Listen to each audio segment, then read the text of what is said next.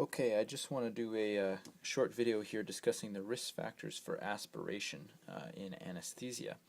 Now this is important because risk factors for aspiration form a very important part of the preoperative anesthetic assessment because it's a large part of the decision when giving general anesthesia as to whether or not you need to secure a patient's airway, i.e. put in an endotracheal tube.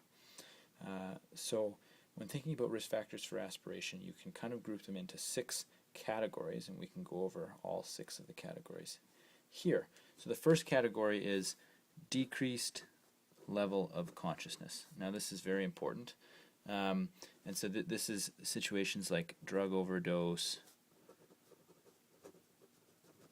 head injury, any sort of kind of trauma situation,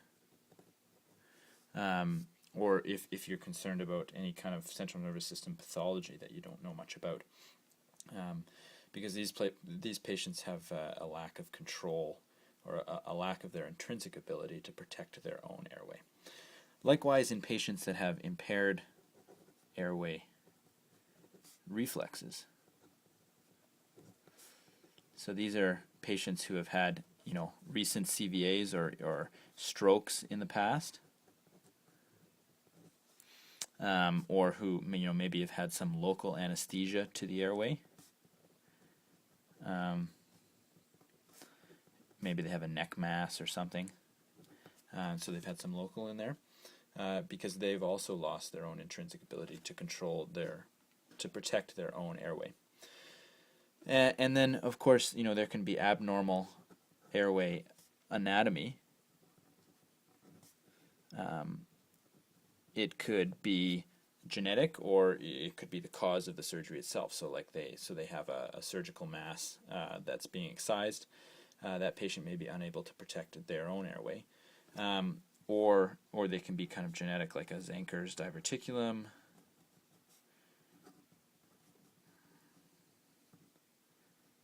or an esophageal stricture.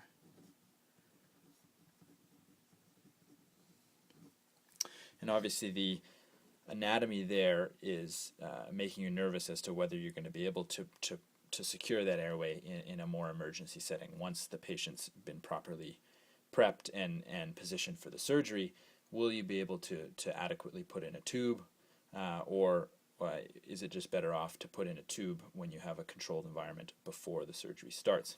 The last 3 categories kind of have to do with gastroesophageal factors. So you can have a decreased GE, so gastroesophageal sphincter tone. Perhaps the patient is elderly or pregnant. Pregnancy does funny things to the GI system. So they're actually more prone to things like reflux. They might have a hiatus hernia, which, as we know, influences gastroesophageal sphincter tone. Obese patients, or even if they have an NG tube in for something else, although that actually decreases the act of having an NG tube in to suction, should help us with our risk for aspiration, but it does decrease the gastroesophageal sphincter tone. You can have reasons for delayed gastric emptying.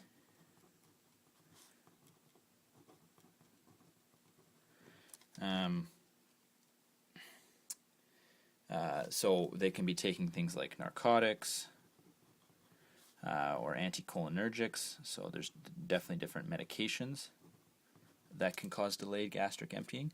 If they're just really anxious, because fear, any kind of pain can cause delayed gastric emptying. As it's kind of a sympathetic over a parasympathetic response.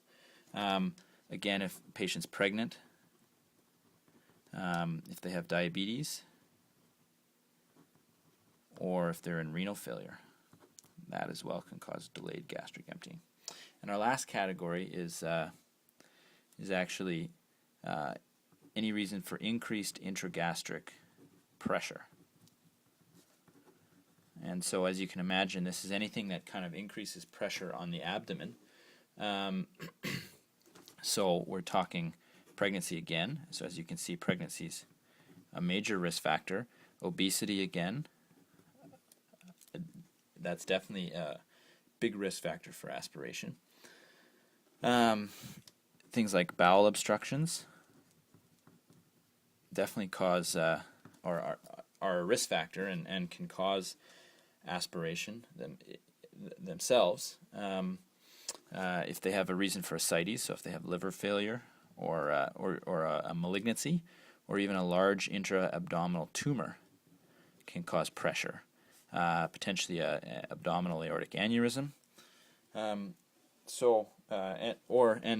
this can even be considered patient positioning. So if it's a surgery that's going to require significant Trendelenburg or head down, then that definitely is a risk for aspiration. So that's something to keep in mind. So these are the major categories of risk factors for aspiration. We can do another series of videos on how to actually optimize patient for surgery and how to prevent aspiration. But for now, thanks for watching.